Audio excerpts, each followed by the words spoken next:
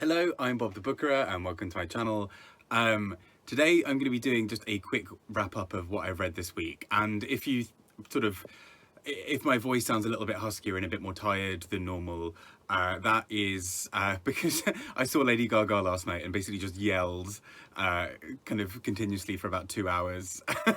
It's just sort of like trying to sing along, and like sing is not the word because I was fully like kind of going for it. Nobody needed to hear it. I was very much saved by the fact that there were many other people around me singing and it was very loud, so nobody could hear quite how bad I sounded. But it was very, very good fun. Anyway, on to the books. So I have read a few books this week. There's one that I'm going to talk about which I'm a little bit about just over halfway through. So I'll do a proper review of it next week. But there we go. So I've been basically mostly reading for my Eurovision reading challenge that I set myself, because why not add more limiting factors and complications to my reading? And also basically partly because the book is coming, or is now here, and also the Wainwright Prize for nature writing, the Polari Prize, sort of focusing on LGBTQ plus writing. With all of those in mind, there are lots of books that I'm very, very excited about getting to at some point soon. And as a result, I am sort of reading the books from my library that I'm trying to give back, so that I can actually get to these other ones. So this is a bit of a clear out in some ways. And I'm also about to go on holiday, so hooray. Yeah, so quite a few Eurovision ones that I'll talk about, but also a couple of other fun and exciting ones as well. So let's get started. So first up, as I mentioned, with sort of two books that I'm one of which that I'm in the middle of reading, they are connected, and those are Blindness and Seeing by Jose Saramago. And this was for the prompt, well, to kind of be the reader from the book from Portugal that I'd be reading for the Eurovision reading project challenge thing, extravaganza, yeah, eleganza, whatever. These were kind of really highly recommended. A few people were sort of saying, you know, if you're reading Portuguese authors, like Saramago and Pessoa are right up there, and are well worth checking out. And I hadn't read either of them before, and my goodness, what a great suggestion, thank you. So Blindness, let's start with that, which I finished recently. Essentially the core idea in this book is that overnight sort of lots of people basically start going blind in this city, and it starts sort of fairly almost innocuously with sort of one person who's sort of at you know, like traffic lights and sort of suddenly just can't see, and then it seems to start spreading, and there's a sort of curiosity to that because it seems like there's a connection between, you know, I was near this other person, so there's a fear of, is it contagious? But what I think is actually just so special about this book is how it takes this kind of fairly simple idea at the heart of it of what if people just started spontaneously not being able to see, and it builds sort of the political thing around it of some really quite intriguing sort of commentaries on what happens when society starts to break down. So we soon see almost the sort of real life enactment of that that quote of sort of in the land of the blind, the one-eyed man is king. And it basically almost starts to feel like that, where the political elite have no real idea of how to approach a population that is almost entirely blind. And also, what does that mean for people who can see? Should they be people who are guiding and supporting others, or should they be the people who stay as far away from people who are spontaneously turning blind as possible to protect them in their eyesight? But actually what also starts piling on with this is we start seeing what happens when laws and rules basically go out the window. And so we have a sort of society that starts forming with all of these people who have been sent to a essentially, I think it's like a sort of mental, like an asylum for sort of treating mental ill health.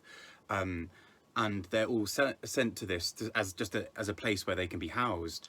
But actually, in the midst of it, you've got sort of real sort of violence, both sort of sexual and sort of physical and various other things going on, because suddenly the rules are out the window. There's almost no civility in quite the same way.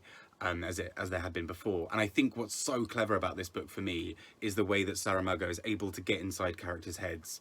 He has a really quite distinctive writing style, which is almost, you know, there are no line breaks for dialogue, and so it's almost this, you know, he said, you know, sort of, well, what about this? But I'm not. But what about, you know, like these conversations going on kind of with just commas breaking them up.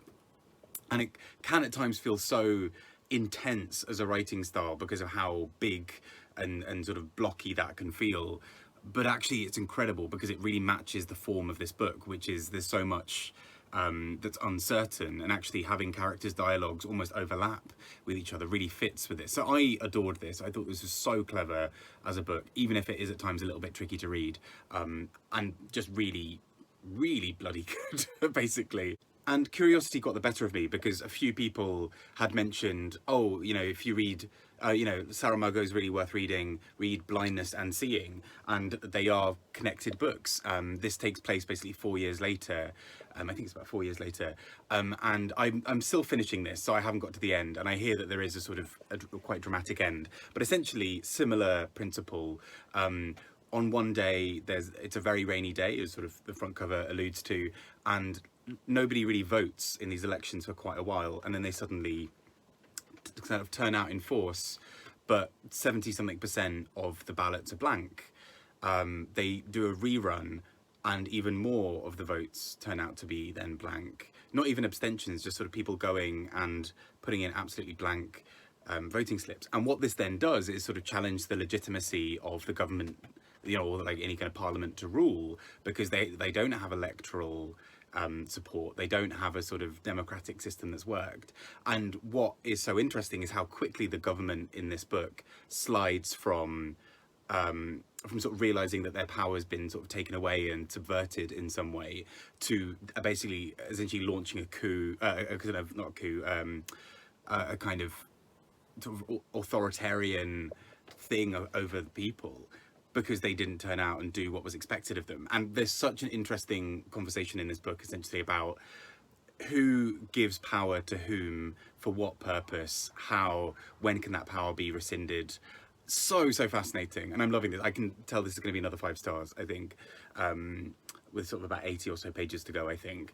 I'm absolutely loving this. And it also brings me to something that I wanted to, I might try and do a video about, that I saw a really interesting comment from somebody sort of saying about people who just read literary fiction. You know, obviously there's nothing wrong with reading literary fiction, it's great. But to sort of read lots of literary fiction and then maybe not engage with some of the theory or kind of politics around these things can sometimes mean that you have a chain of books that you read in a row that don't maybe necessarily get through to the heart of what some of these authors were talking about. And so a book like this has made me really want to go and consider sort of some non-fiction books, particularly around power and democracy and various other things. So really fascinating. I'm increasingly seeing why this man won the Nobel Prize for Literature. This is stunning, and more to follow when I've actually finished this book. But yeah, incredible work. Next, I read The English Patient by Michael Ondaatje. And this won the Booker in '92. And part of me, I'm sort of got my background reading challenge to read sort of old Booker shortlists, and especially sort of going back through the winners. With it being, you know, the 2022 long list having just come out, I am also kind of intrigued to read back to other ones that, you know, I did a video on 1972 recently. I really want to read 82, 92, 2002. I've already read all the 2012 shortlist. And yeah, just kind of really go back and sort of see what books were kind of big at the time. So this book largely deals with, at least sort of starts with a soldier or former soldier who is sort of has sort of been badly burned and is being cared for by this woman who sort of wants to know more about his life. And as the book goes on, there's sort of a really complicated relationship between her and this man, where it's sort of, she's almost sort of in love with this idea of him to some degree. We then find out a little bit more about who he might potentially be, and that kind of complicates matters. I think it's quite an interestingly tricky book to read. It's interesting, this was kind of given the Golden Booker of, you know, the best Booker winner of all time, partly also because they took Midnight's Children out of the running, because it won the 25-year anniversary and the 40-year anniversary, and for the 50th they were like, yeah, Midnight's Children's not in this, and then The English Patient won. And I had quite mixed feelings with this book, because so many passages of this are absolutely stunning, like really beautiful writing. Um, and I get that the whole book doesn't have to follow like a really dedicated plot that always has to be going somewhere. But at times I felt like I didn't have anything to kind of moor myself to, like to really hold on to kind of read the book with. And so at times I felt like I was sort of just hearing lots of really nice things happening, but didn't really know where I was in that, and I couldn't necessarily follow it. That might be more of a me problem as a reader than the book itself. But yeah, I kind of struggled a bit with it. It's still really beautiful, still does a lot of really good things. I think I just had nothing to connect myself to at times and struggled a bit with that as a result. And then finally, the last two books, back on my Eurovision reading challenge, I read the books for Moldova and for Serbia. Had quite mixed reactions with both, but overall enjoyed them. So let's start with the slightly more negative one, so I can at least end on a bit of a high. Serbia, I read Milorad Pavic's Dictionary of the Khazars, which is translated by Christina Pribicevic-Zoric. And so this is sort of a almost like metafiction kind of style of book, where essentially we're reading, there's this group of people, the Khazar people. We're learning about them, and we're learning about them through three different groups of people who are sort of nominally Christians, Muslims, and Jews. And so we're learning about these people through kind of historical documents and what have you, but it's also presented as a dictionary. So for example, it might be and then a couple of names or concepts that relate to the story. I really applaud the book for what it's doing. I think there's a lot of really clever things going on in it. I don't know if I'm just really stupid or if it was just that I couldn't really connect with bits of this book, but I very quickly just lost where I was in it. I almost feel like similar issues I had to books of Jacob, in that I'm really bad at keeping in my head lots of different characters and historical people, and particularly like who did what where and with who and how it all connects. And so in some ways this book is already set out to be a bit of a nightmare for me, because we're talking lots of characters, we're talking different historical perspectives, and I can see how this would be fascinating for so many people. I believe he himself was also a Nobel Prize winner for literature, or at least a sort of a very celebrated author, and I totally see why. I just really struggled with this book personally. I think for me, there was so much going on that I had to kind of keep straight in my head. And I also think I was reading it when I was just exhausted, and that is not the time to be reading a book that's this kind of complicated and tricksy. But at the same time, I think there's something really special going on here. It's just not the special for me, if that makes sense. And I whoever recommended it, thank you so much for recommending it. This is something I entirely would not have discovered by myself. And so I'm really glad I've read it, even if it didn't necessarily like fully work for me, but I'm still keen to sort of see maybe other things this author has written, because this feels like it was very ahead of its time in terms of being a book that really played with the idea of what a novel can be. You know, this is essentially 3 sets of dictionary entries presented as a novel, which is actually quite clever and inventive. It's just, yeah, I think I just struggled a little bit, but there we go. And last but not least, I read for Moldova, so I'm just trying to name the name again, Stela Brinzeanu's Bessarabian Nights. And so this is a book that focuses a lot on sort of Moldovan history and culture, both sort of in the older era, I guess, hence the name Bessarabia, which sort of has a bit of a throwback to a sort of specific region that is sort of now loosely kind of Moldova, but there used to be other parts and territories that were also sort of part of it, and it's complicated. But also it deals a lot with sort of some of the quite contemporary issues that are going on in Moldova, and particularly due to sort of underinvestment or what have you. So at the heart of this book are 3 women who are sort of friends and sort of have this sort of relationship, but one of them goes missing, and we later find out that she has been trafficked. So I mean, a difficult read, definitely, in terms of the content and in terms of the sort of some of the bits that it's talking about. The book itself then kind of goes into exploring these these other two women really trying to save their friend, and they basically reach out to this giant network of Moldovans across Europe, many of whom are in Italy, for example, or in various other parts, and so they almost become this sort of mini police force unto themselves, sort of seeking justice, and that involves sort of creating a magazine of missing people, and going up to Moldovans, or people who may know Moldovans, sort of in various towns and cities across Europe, and going to them to kind of seek this support.